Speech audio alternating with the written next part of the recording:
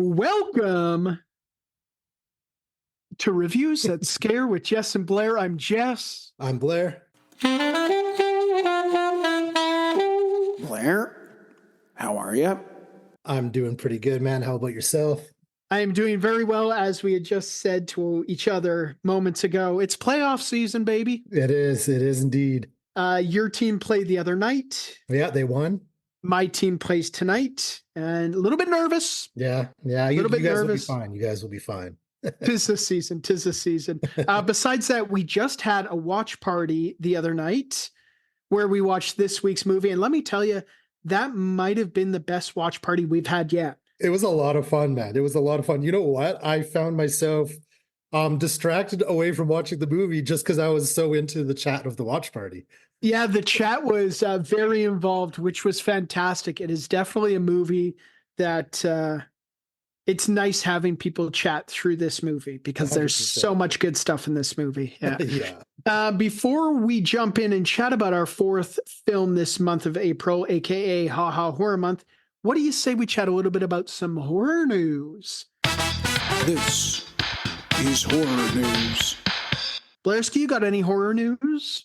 I got a couple pieces, release dates for both The Crow and Saw 11 have been moved back, with The Crow's original release date of June 7th being changed to August 23rd to avoid clashing with the release of the new Bad Boys movie, and Saw 11 being delayed almost an entire year with a new release date of September 26, 2025.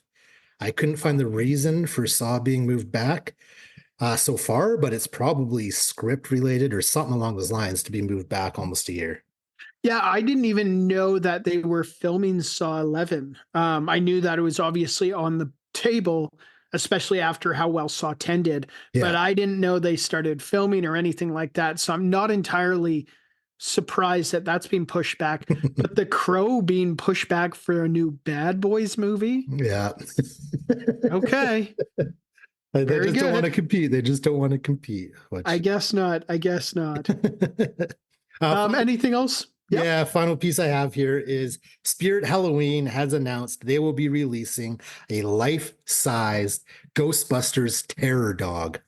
And this thing, Jesse, looks sweet, man. If you haven't seen it yet, there's photos circulating online of it. It looks freaking awesome. Definitely check it out. But if you're wanting to buy it, it's going to set you back $600 US.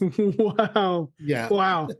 You know what? Spirit Halloween over the past maybe 4 or 5 years has really been killing it with the licensed merchandise. They have been. Yeah. It seems like every Halloween season they come up and have a brand new franchise that they bought into. I know last year and the year before it was Killer Clowns from Outer Space was the big one.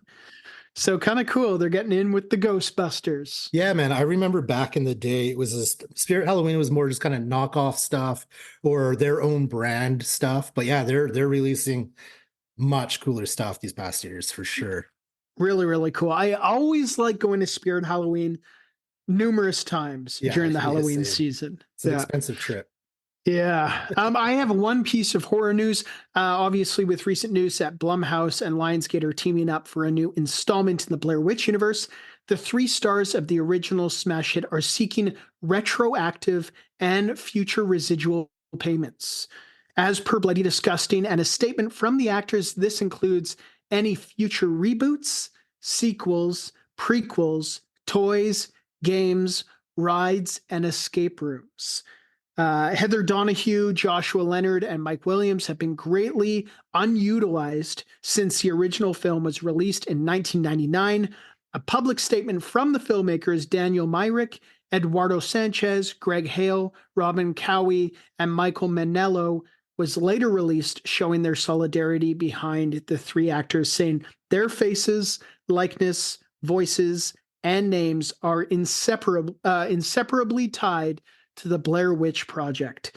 The actors deserve to be celebrated for their enduring association with the franchise. Totally agree. Here. Totally agree. 100%. I mean, when you think of the Blair Witch Project, I mean, for me, and I would say for the majority of the people, this scene with Heather Donahue, snot pouring out of her nose, tears, I'm so scared, that immediately comes into our brain. And they went through the ringer filming that movie. Big time. Yeah, and to my understanding, they were not part of the actors' union, so they got paid very, very little, Mhm. which is kind of a shame considering how well that movie did. Yeah. And for them to just kind of be brushed off to the side, it's kind of sad. So hopefully, Blumhouse and Lionsgate will realize how beneficial it would be to have those three attached to future projects, past projects in some way. Yeah, 100%. Yeah. So hopefully we'll be hearing some good news later on surrounding that news. That's all I have for horror news. So All right, let's move on, buddy. let's jump into this week's episode. As we were saying, the fourth episode in Ha Ha Horror Month goes to the 1987 classic Evil Dead 2. Runtime on this one, 1 hour, 24 minutes. Blairski, initial thoughts on the runtime. Yeah, it's perfect, Yep. man. Yep. It's one of those movies where, I mean, if it was a little bit longer, I would also be okay with I that. would be too, yeah. Yeah. This leads us to fun facts. Fun facts. Facts that are fun. Blairski, you got some fun facts for the Evil Dead 2? I do have a few. Originally, this film was called Evil Dead 2, Evil Dead and the Army of Darkness. It was Sam Raimi's vision for the second installment to have Ash get sucked into a portal and taken back to the Middle Ages where he would encounter more Deadites. However, Dino De Laurentiis, I probably butchered that, but he funded most of the film and he requested that they make a similar movie to the original, which was a blessing in disguise because as a result, we got both Evil Dead 2 and The Army of Darkness Yeah, as two absolutely. separate films. Yeah. Very cool. Speaking of funding, Raimi was having trouble getting any funding for this film until none other than Stephen King came to the rescue. Being a big fan of the original film, Stephen King got wind that there were troubles with funding, and within 20 minutes on a phone call to Dino De Laurentiis, Stephen King convinced him to provide $3.6 million in funding. And this is why we love Stephen King. I've said 100%. it before, but he is a champion He for is. all things horror, whether it be literature, whether it be films, up and comers, people who've been in the business for ages. He is a champion of people creating scary things. He So really well is. done, Stephen King. Yeah, Well done. He really is. Yeah. Final fun fact, if you look closely, you can notice Freddy Krueger's clawed glove hanging in the cabin's basement, as well as the tool shed. This is a nod to the Nightmare on Elm Street franchise. As the original film, Nancy falls asleep watching the original Evil Dead on TV in her room. Oh, cool. I like Yeah. that. I like which that. I thought was pretty awesome.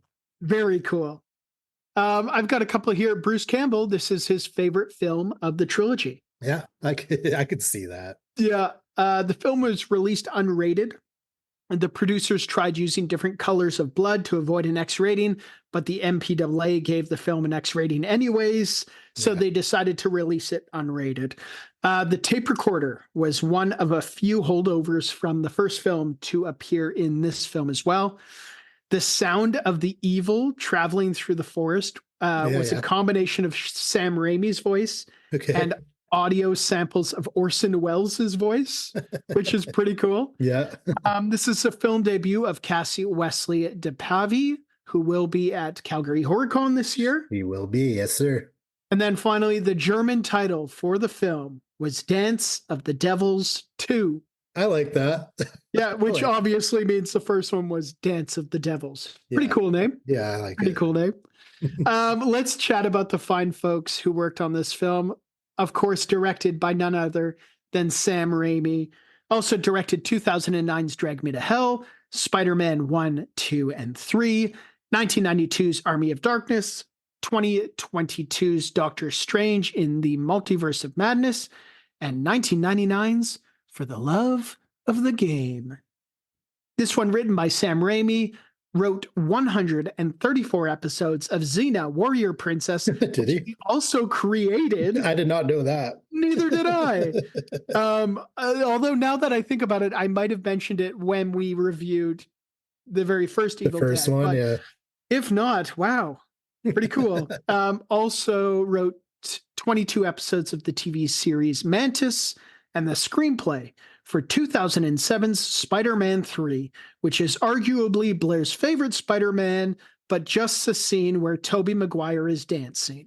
You know what? I just rewatched all three of those movies, and I absolutely love every scene that has Bruce Campbell in it.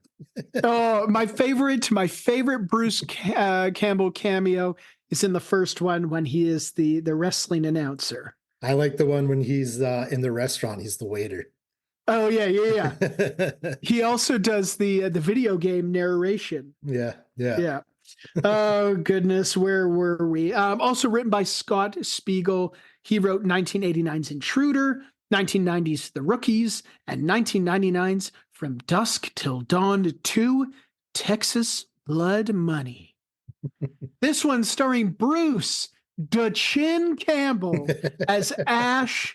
Also starting 1981's Evil Dead, 1988's Maniac Cop, and its 1990 sequel Maniac Cop 2, starting 2002's Bubba Hotep, 2009's Cloudy with a Chance of Meatballs, Did he? just to name a few. This one also starring Sarah Berry as Annie, quit acting in 1989. Okay. The only other movie they appeared in was Chud 2, Bud the Chud. Have you ever seen Chud 2? Or No. have you seen Chud, the first Never, one? Never even heard of it. Oh. Me neither.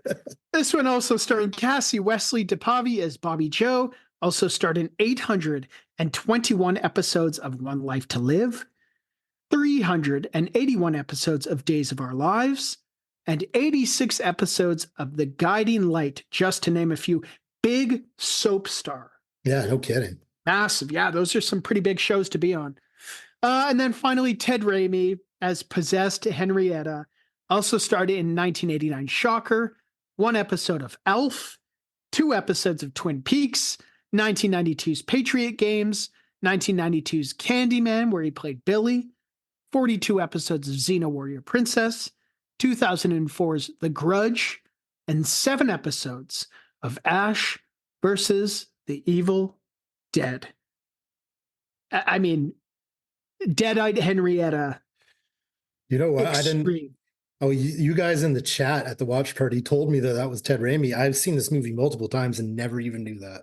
The chat was loving Ted Raimi as Yeah. Dead-Eyed Henrietta for Yeah. sure. Yeah. Okay, synopsis for 1987's The Evil Dead 2, courtesy of our dear friends at IMDb. Ash Williams, the lone survivor of an earlier onslaught of flesh-possessing spirits, holes up in a cabin with a group of strangers while the demons continue their attack. Excellent. Yeah, that's exactly the movie too. No complaints from that synopsis from our friends at IMDb. This Definitely, leads us. definitely not made by AI. No, that's for sure. This leads us to one of our favorite segments of the night, Kill Count. Kill count. The time of the show we count the kills. Blairski, do we have a kill count for Evil Dead 2? We actually do. It's very similar to the original Evil Dead movie we reviewed, where you can go either 5 or 8, depending if you want to count the Deadites' deaths or not. Sure. Right? So 5 or 8. 5 or 8. Okay, I think that's a good segue into likes and dislikes. Likes, dislikes, likes, dislikes, and everything in between. The portion of the show where we chat about what we liked, what we didn't like, and everything in between. I mean, you can't have an Evil Dead movie without the blood, the kills, and the gore. Blairski, kick it off. What did you think of the blood and the gore in this one? I'm just going to talk straight up about the blood and Yep. the massive amounts of it. Yeah. I feel ever since there wasn't too much in the original, but ever since the original movie, every Evil Dead movie has a massive, massive amount of blood. It's like they're trying to one up, one another with Yeah, each every film time. coming out. There was a lot in this one, just gallons and gallons of blood, and it's very over the top blood. It's not overly realistic. It looks watery. It looks like food colored water, to be honest with you. Yes, but I love it. I'm here for it. Yeah. Yeah. What else did you really like about this one? My list is all likes. I Yeah. love how ridiculous this movie is. Yeah. I love Bruce Campbell as Ash, always. Yeah. So good. The makeup, practical effects, and the use of stop motion. The stop motion in this movie was pretty freaking awesome, man. And so was the makeup. Like Deadite Ash, especially, looked so freaking cool, man. Yeah, definitely. I love the stop motion. Anytime we have stop motion, my cup is filled. Yeah. The whole reanimated dance scene with Linda's corpse is just incredible. And then, as you had mentioned, big shout out to Mark Shostrom and his makeup design Mhm. for this movie, especially the makeup work done on the Deadites, Deadite Bruce, Deadite Ash, and Deadite Henrietta. Yeah. And then all that so good, man. monster thing at the end, it looks so freaking good for this movie. It looks so good. The scene where Ash becomes kind of Ash as everyone knows him, where he gets the chainsaw hand, he saws Yeah. his shotgun in half. Yeah. I love that scene, man. I love that so much. I believe that is also the first time briefly after that happens where Bruce Campbell drops the iconic line groovy, Oh, it is. It is. which I don't think he says it in the first one, but I mean, he definitely says it in this one. I think he says it multiple times in the second one. But Yeah. that is the first instance we hear it for sure. The practical effects, I mean, I don't know how many times we go on and on and on about the practical effects, but in this movie in particular, it is some of my favorites of all time. I mean, Yeah. the headless chainsaw attack scene with Bruce and Linda in the kitchen, the mirror bit with double Bruce, the hand. I mean, I was just about to say with the hand. man. The animated house, the soaring eyeballs, and then the miniature cabin model with the trees attacking it towards the end. Mhm. Everything about this movie, and I know this movie had a bigger budget, even a massive budget in comparison to the first one, which had no budget, Yeah. but it still had that kind of indie gonzo DIY charm to it. Well, at the end of the day, it's Sam Raimi and his friends making a movie, Yeah. right? Yeah. So I mean, if nothing else, you can just, there's so much heart in this movie. I do want to talk quickly about the layout of the cabin. Okay. I kind of think this is the same goes for the original. So on the outside, the cabin looks tiny. It looks like a one-room, little beat up, broken down cabin. Yeah. But there are scenes where they're just running through room after room after room, breaking down doors and shit. It's a little off, but at the same time, it's hilarious. It just keeps going and going and going. Yeah. So this is my favorite type of horror movie. Yeah. It knows exactly what it is. It's gruesome, gory, over the top. It doesn't take itself too seriously. This is when I want to watch a horror movie, I watch something like this. What else do I have here? You mentioned it briefly, but let's give a little bit more love to Bruce Campbell. Yeah. Although I prefer the first entry of the series, I think this is Bruce Campbell's shining moment. Yep. I think he's much better in this one. If you ever for a second have doubts about Bruce Campbell and his acting abilities, rewatch the improvised scene in the kitchen where he's fighting his hand, or even where his hand is trying to crawl away to a knife. It's brilliant. His comedy is brilliant. He steals absolutely every scene he's in, which is, it says a lot because there's a lot going on in a lot of these scenes. Yeah. But he's so cool. And there's no way Bruce Campbell, or I guess Ash, if you're building a Mount Rushmore of horror movie protagonists, there's no way that Ash isn't on that Mount Rushmore. No, I 100% agree. And I also want to bring up the scene, the laughing scene, Oh my God. Yeah. where the whole house, there's the deer head, the lampshade, Bruce himself. Everybody's just laughing like a madman. It was so good. It was so well done.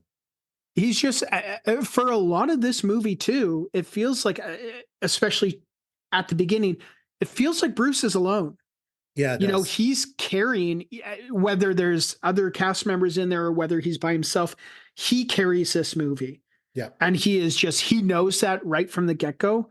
And he is so good, man. You don't really get anyone else on screen till halfway through the movie, Yeah. to be honest. And even then, it's just like, I'm okay with just more Bruce, Yeah. you Yeah. know? What else? The audio in this movie is great. It's similar to the first one. I love it. Mhm. This movie is just a perfect example of, like the first one, if you have a great idea, some enthusiastic friends, you can make a super badass movie that will stand the test of time. Yeah. Oh, 100%. Can we talk about the cover that Evil Dead 2? I remember being very young and going into Blockbuster Video, and always, this is before I had seen it because I was too Yeah. young, but I had always just wanted to watch it because you'd walk past that cover of just that smiling skull. Oh, Yeah, it's so good, man. it's so good. And it's, I mean, almost as iconic as the cover for the first one, I Yeah. would say. Yeah. Yeah. Which is weird because that skull never appears in the movie. No, no, it doesn't. The only time I remember seeing like skeletons, well, maybe at the end of the movie or in Army of Darkness, there's definitely Yeah. skeletons, Yeah. but Yep. I mean, how can we do a review on the Evil Dead and not talk about the Necronomicon? yeah. Which, I mean, it's not in this movie a whole No, lot, but that no. intro with the Necronomicon is great. I love the design of it. The intro is pretty cool. They don't read the book like they do in the original film. It's an audio tape that's played, and the book is now in pieces. Yeah. Kind of protected, I guess. Yeah. I could have sworn that the first movie was also done on a recorder, no? Tape recorder? But I they can't- also had the book. They had the book as well, yes. Right. Yeah. I thought it looked great. It was a little bit cartoony, which Yeah. I think fit the movie perfectly. It really does, yeah. And then, of course, great iconic camera work, just like the first one, especially with the scenes where the evil is involved, whether it's, Yeah. you know, flying through the trees, screaming up into the cabin. I love it. It is so good. Chasing after Ash and breaking down the doors. Yeah, going through the windows. Yeah. Yeah. And then the humor in this one, it's so over the top, incredibly badass. I love this movie. It's absolutely ridiculous, but in the best way possible, man. It's so, and I guess that comes back to this movie knows exactly what it is. Yeah. The people who made it know exactly what they wanted this movie to be. Yeah. So there's no gray area where is this supposed to be a horror movie? Is this supposed to be a comedy movie? No, it's supposed to be Evil Dead 2. Yeah. And that's Well said. exactly what it is. That's Yeah, well exactly said. what it is. Yeah. What else? Anything else? Anything else you really liked or kind of on the fence about? I just got to mention one more thing. This is the last thing I have written down. It's not really a jab at the movie, but I don't like how like Sam Raimi and Bruce Campbell, they say that Evil Dead 2 is supposed to be a direct sequel of the original film. Right. And in no way I see that at all. Because why would Ash even go back to that cabin in the first place? It's kind of know what I yeah, and there's not really a whole big setup either. No. Yeah, the recording is played, and it's just like if all of this stuff was happening, you'd think you would be, you know, somewhat traumatized. I know that they're saying it's a direct sequel. Other people call it a remake. Yeah. Uh, Or a um, requel. or a requel. Yeah. I don't really know where I sit on the fence. I don't really know. I kind of see it as its own standalone. I do too. That Evil Dead 2 and Army of Darkness. And then I see the original Evil Dead as its own standalone movie. Yeah, agreed. Yeah. Agreed. Yeah. What do you say we move right along? Yeah, let's do it, man. This leads us to our next favorite segment, one of our favorites, One of them, yes. lessons we learned from watching 1987's The Evil Dead 2. Lessons we learned from watching. Insert title of movie here. The portion of the show where we discuss the valuable life lessons we learned from watching said movie. Blairski, did you learn anything from watching 1987's The Evil Dead 2? To be honest, I probably could have wrote a lot down for this. My notes are very, very small for this movie just because of the watch party. I Yeah. do have one thing written down. I learned that anything stored in a tool shed can be used as a weapon or a prosthetic limb. Yeah, 100%. I like that. I learned a couple things here. Lullabies are never not creepy. Right? Also learned here, don't recite passages aloud from a creepy old book, especially when that creepy old book is called The Book of the Dead. Yeah. And then finally, this is my hot take of the year, maybe, but Bruce Campbell does a better people's eyebrow than professional wrestler The Rock. He does. He's got some pretty animated eyebrows. Yeah. That's how I learned. This leads us to our next favorite segment, Line of the Night. Line of the night. Line of the night. Line of the night. Line of the night. Line of the night. Line of the night. Line of the night. Line of the night. Line of the night. The segment of the show where we discuss our favorite lines from the movie. They might give us chills, they might give us the giggles. All we know is that they are our favorites. Blairski, this one is kind of like what we do in the shadows, where every line is a great line. Yeah, that's very true. But do you have a couple favorites? I got three I wrote down here. One, Bobby Joe points at a room and says, "It's in there." Ash says, "We'll go in together." To which the character Jake replies, "Hell no, you're the curious one." Which I thought was great. That's great. Next one, my last two are very simple. Next one is Dead by Dawn, which is the name of the movie and said by multiple Deadites Yeah. throughout the entire film. They also, I think, bring it back in Evil Dead Rise. There's a big Dead by Dawn scene as well, I feel like it is too. Yeah. which is pretty cool. Yeah. The last line of the night is groovy. Oh, the best line. Yeah. That, I mean, I know we're months away from our annual award show, but that might win an award for line of the year. And it's funny. It's just a single word too, but it's just Groovy. how he It's says it iconic. and who says it. Yeah. Absolutely. I've got a couple here. Ash says to himself, I guess, Okay. we just cut our girlfriend up with a chainsaw. Does that sound fine? Ash also says, "Give me back my hand." Another one from Ash. He says, "Old double barrel here, blow your butts to kingdom come." Yeah.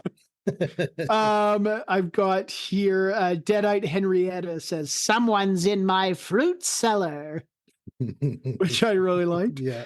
And then Deadite Henrietta again says, "I'll swallow your soul. I'll swallow your soul." To which Ash responds, "Swallow this." Hmm. And then finally, Ash says, "Let's go down that cellar and carve ourselves a witch." Yes, sir. Great line. I almost great wrote that line. one down. Yeah. Yeah. This leads us to our favorite segment of the show, Celebrity Lookalike Time. Celebrity lookalike time. The time of the show where we take a look at the cast and discuss their celebrity doppelgangers. Spoiler alert, it usually comes down to the character's hairstyle. Blairski, Yes, sir. do you have any celebrity lookalikes from 1987's Evil Dead 2? Just one this time around, and this was actually mentioned by my brother during the watch party. He was part of it, and it's the evil trees in the forest. Reminded him, and I'm sure the rest of us, Yeah. of the Ents in the Lord of the Rings movies. That's right. Yeah, so good. We all got a good laugh at that Yeah, during the we watch did. party. Yeah. I've got a couple here, and I feel like I maybe mentioned one of these in when we reviewed the first one. Yeah, okay. But I saw this one online recently, and now I can't unsee it. But Bruce Campbell looks an awful lot like another Bruce Wayne from Batman the Animated Series. It's the chin. It's Yeah. the chin. Yeah. And then finally, I think I said this when we reviewed the first film, but Bruce Campbell shares a striking resemblance to famed greaser and drugstore cowboy Matt Dillon. Right when you said Greaser, I knew it was Matt Dillon. Yeah. Yeah, absolutely. This leads us to our final rating for 1987's Evil Dead 2. Blairski, out of 5 stop motion corpses busting a move, what do you give the Evil Dead 2? This one's a tough one for a rating for me because I absolutely love it. I do like the original better. It's more my type of movie. I can't remember what I gave the original film, but I'm going to be giving Evil Dead 2 4 stop motion corpses busting a move out of 5. Excellent. I think that's a great rating. I'm going to shoot a little bit higher. I know I gave the original 5. You did It's one of my indeed. favorite horror movies of all time. Evil Dead 2 is getting 4.5 stop motion corpses busting a move out of 5. This movie's great. It's awesome. Similar to the first one in a way where if somebody who is not into horror asks you, hey, if you're going to recommend a horror movie that's not overly scary and a lot of fun, what movie should I watch? Point them to either The Evil Dead or The Evil Dead 2. You can't go wrong. I feel like The Evil Dead, the first one, is a bit more horror. Yep. I feel like Evil Dead 2 is a very good mix of horror comedy. And I Yeah. think Army of Darkness kind of pushes more comedy. Yeah, 100%. Yeah. And then the newer Evil Deads go back to the horror roots. Back to the horror So, for sure. Yeah. This is a fun one. I always love watching / reviewing any movie from this franchise. It's my favorite franchise, man. This month has been a lot of fun. It has been. And we have one more to go, and arguably one of the greatest zombie movies of all time. But until then, this has been Reviews That Scare with Jess and Blair. I'm Jess. And I'm Blair. Remember to stay scary. And eat every sandwich. Bye. Bye, guys. Thank you for listening to Reviews That Scare. Make sure you check out our Linktree at linktree/Reviews That Scare. That's linktr.ee/Reviews That Scare, which has links to our Instagram, YouTube, Patreon, Twitch, and many other things. If you'd like to email us, you can reach us at reviewsthatscare@gmail.com. Thanks for listening, and remember to stay scary and eat every sandwich. A proud member of Pod Nation TV.